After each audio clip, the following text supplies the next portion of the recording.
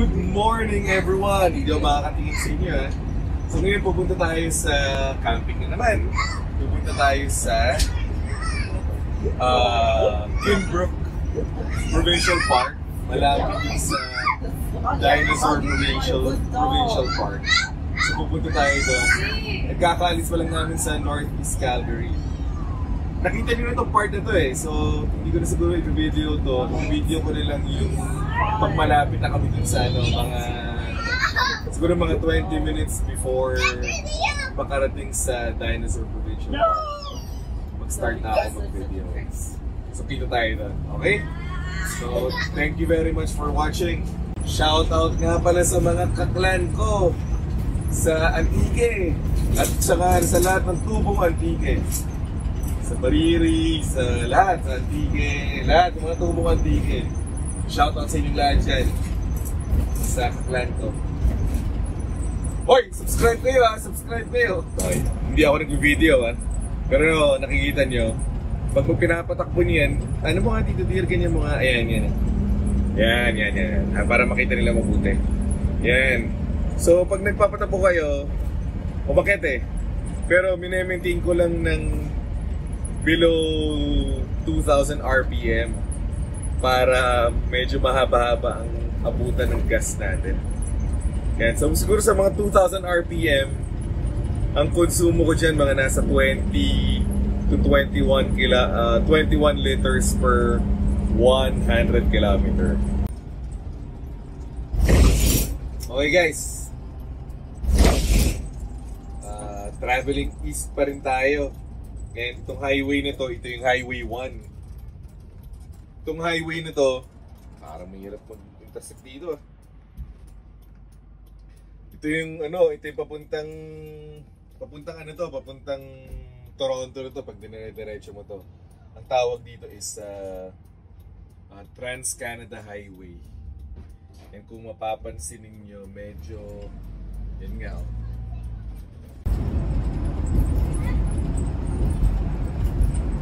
nasa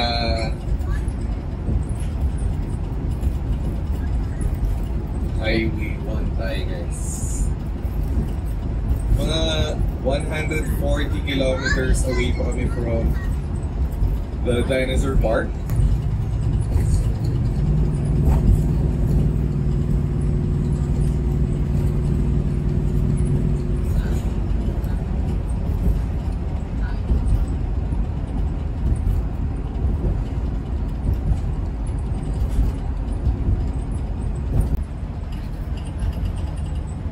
Ay 2 minutes lang para lang makita ng ating viewers ang Highway 1.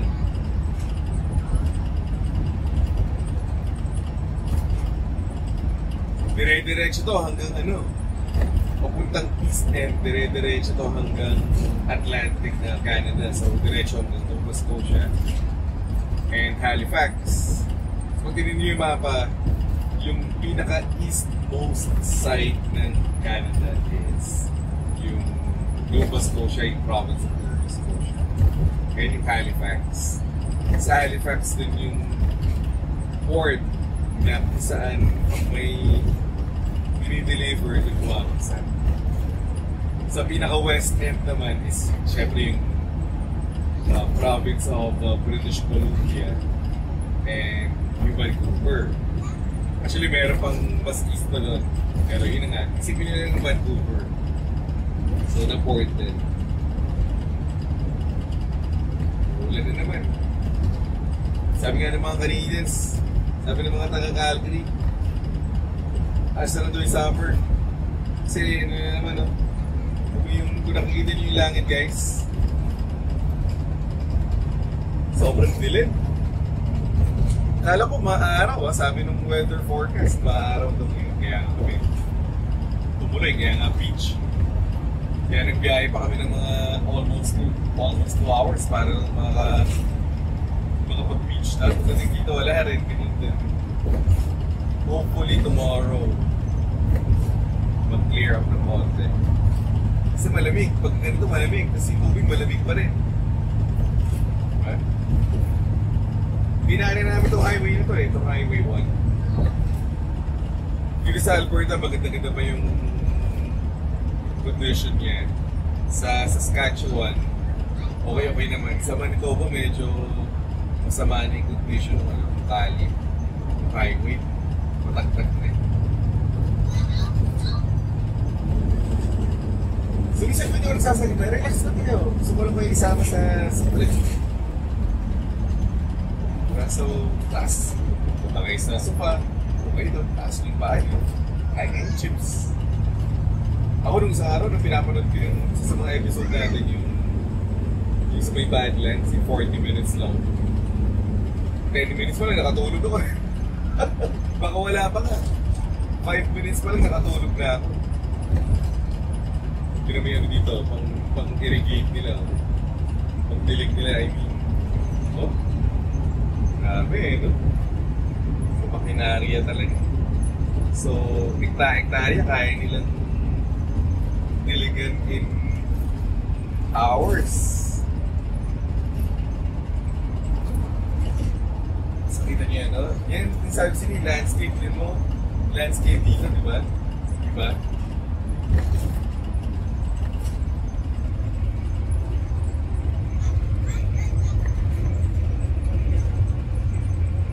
Uy, kalabaw, kita niyo yung kalabaw, ang dami niya. Oh, yaman siguro nitong may-ari dito. Ito. Siyempre, video eh, diba? So, hindi nyo nakikita. Pero pag binuksan nyo yung pag binuksan yung bintana nyo yun, magre-reklamo ng mga bata kasi mabaho. Amoy puto. Pero tinamig kalabaw dito, grazing, no? By the way, pag sinabi mo nga palang Alberta cows, para siyang isa sa mga best cows yan in the world.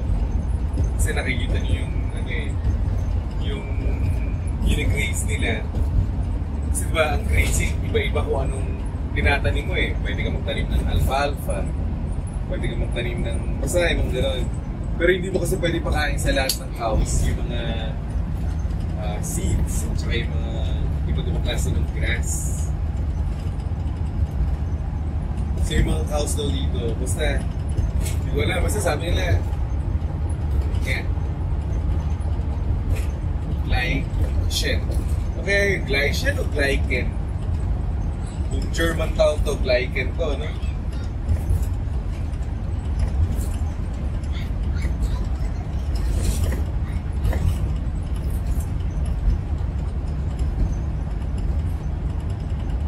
Yeah.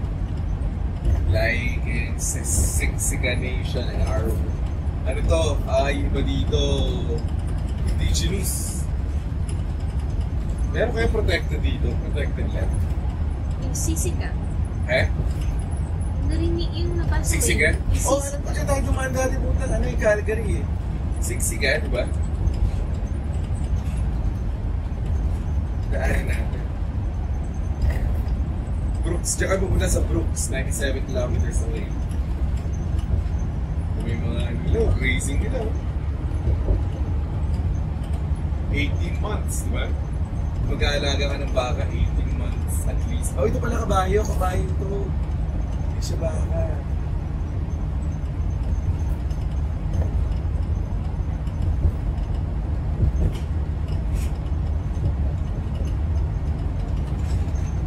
Hindi ba ako nakaka-meet ng tao may kabayo sa Calgary? Hindi yung farm, yung may kabayo lang. Yung ano siya, normal na tao, may bahay siya, malaki lupa eh. Tapos may siya, may kabayo siya, hindi pa nakakamit. Sa Florida nakamit na ako. May tao na, normal tao lang, hindi siya farmer. Pero mga alaga niya, meron siya mga pets, aso siya. Ang isa sa mga alaga niya ay kabayo. Galing.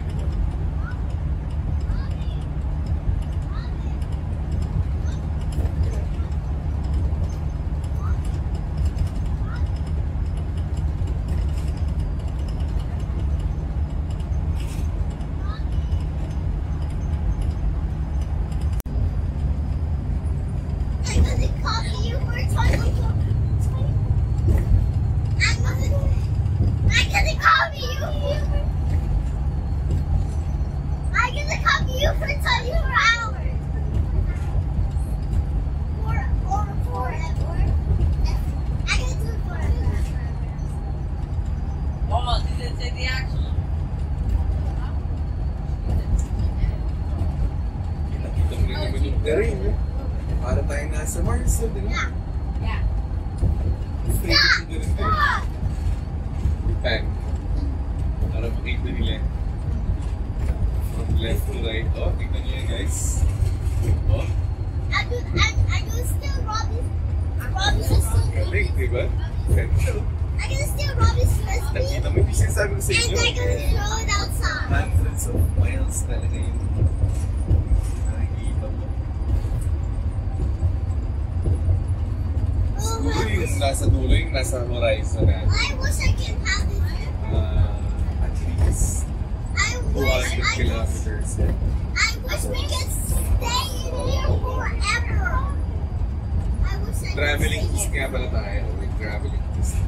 Oh, Kasi yung Brooks, only me now. tsaka yung Dinosaur Provincial Park is Also the east of chipmunk. Calgary. Also the chipmunk. So, pero mo dito ang weird. Not Robbie. Flat siya, di ba? Not Robbie.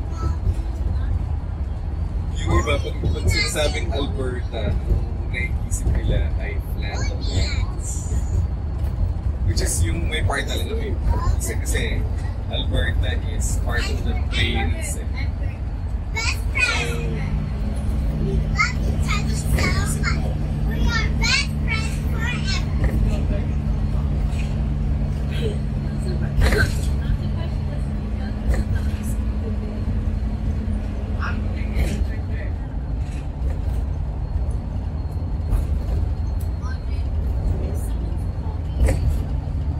Yeah, ito lang yan. Nasa cruise control lang ito. Siya may army ka, over na yung kalalita ng tao. Pero doesn't matter. Para sa akin, mas okay na yung relax. Kasi ano pa naman, cruise control lang, so focus ka lang. Green na green na. Tapos ang weird, pagka, hindi weird, pero pag nakakaliw, pagka winter, yellow naman ito. Ano naman ito ng ice.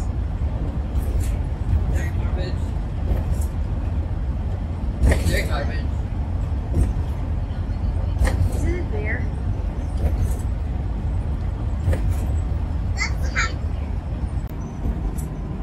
Okay, so nagbago isip namin. Baka hindi ko alam kung this trip na kami pupunta sa may Dinosaur Provincial Park o babalikan lang namin. Total malapit lang naman siya, mga 2 hours drive lang. Kasi biglang umaraw.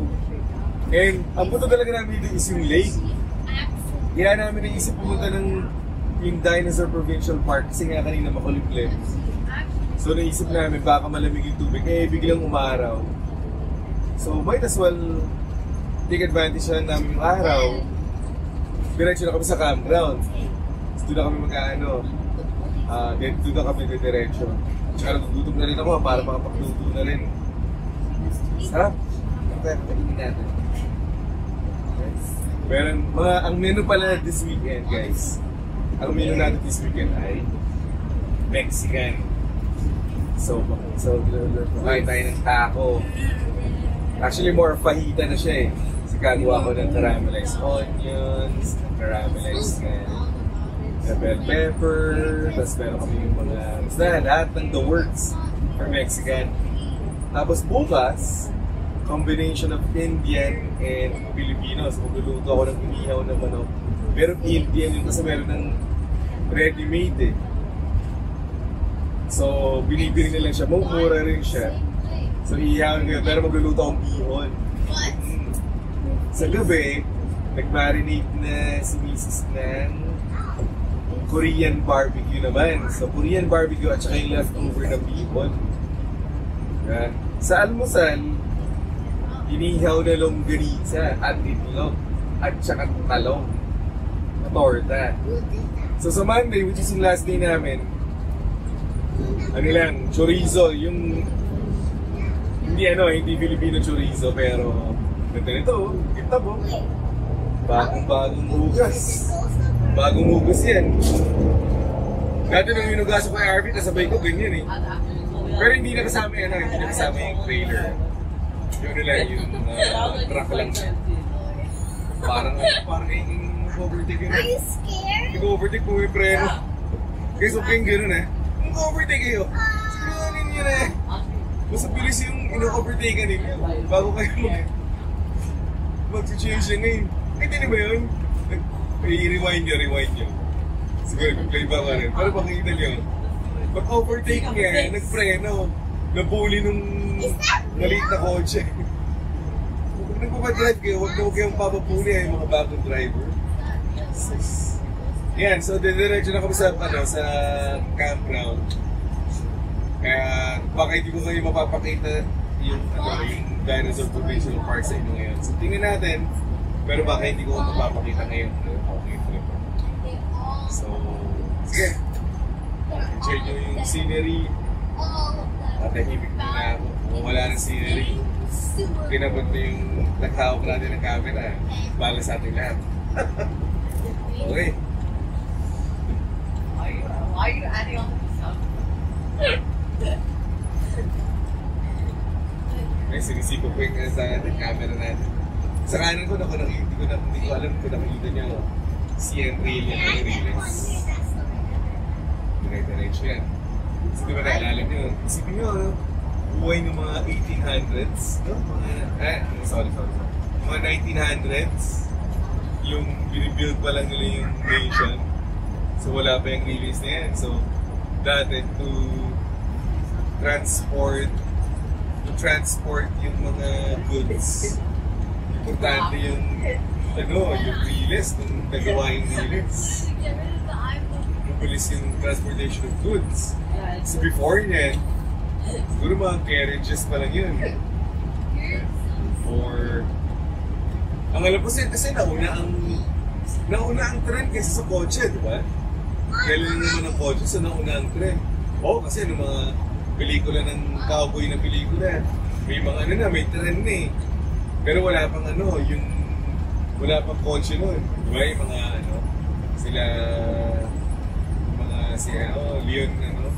Leon Guerrero kay Lito Lapid, di ba?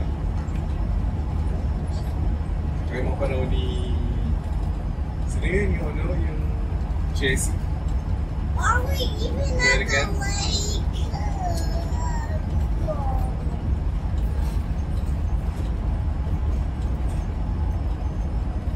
There, what did you do? What was that?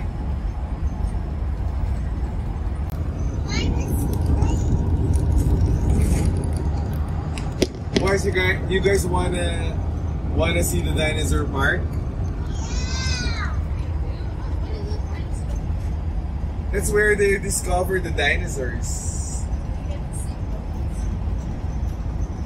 Mommy, I died.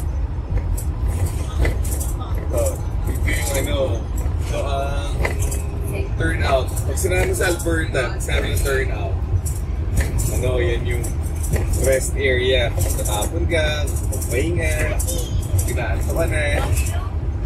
Yan. Kasi dito sa Highway 1, guys, hundreds of miles bago ka makakita ng service center. And ganyan makikita mo sa actually karami sa Trans-Canada ganyan. Parang ginaya ng ng TPLEX, diba sa TPLEX ganyan.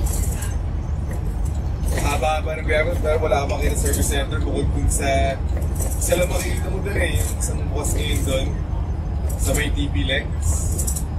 Pero other than that, talagang tuloy-tuloy lang siya. So ganito dito. Mas malala pa dito kasi talagang halos malalayo talaga. So kung mo ngayon, pag kinasa kayo, sumupay ka, stretch, sabay sa turnout. You guys, nice and again.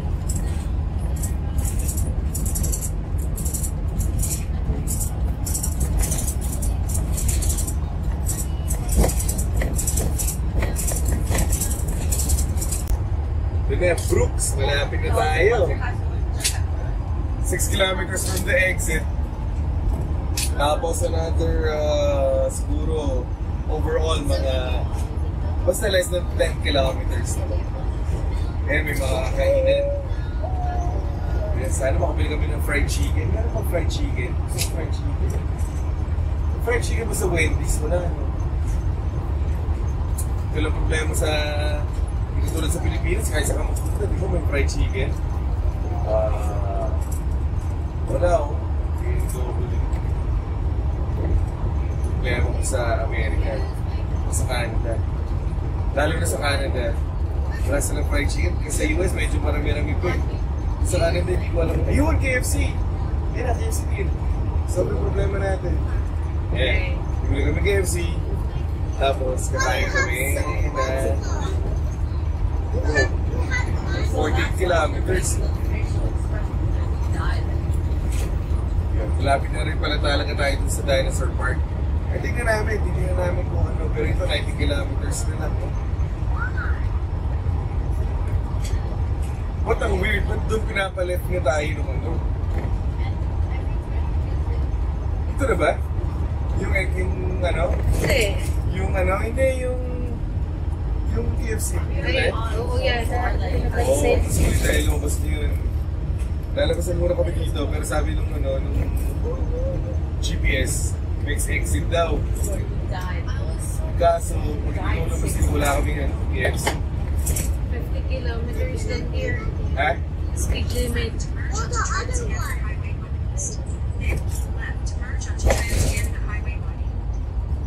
Wait lang.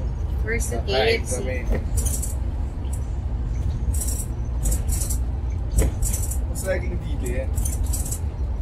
Eh, stop po muna daw.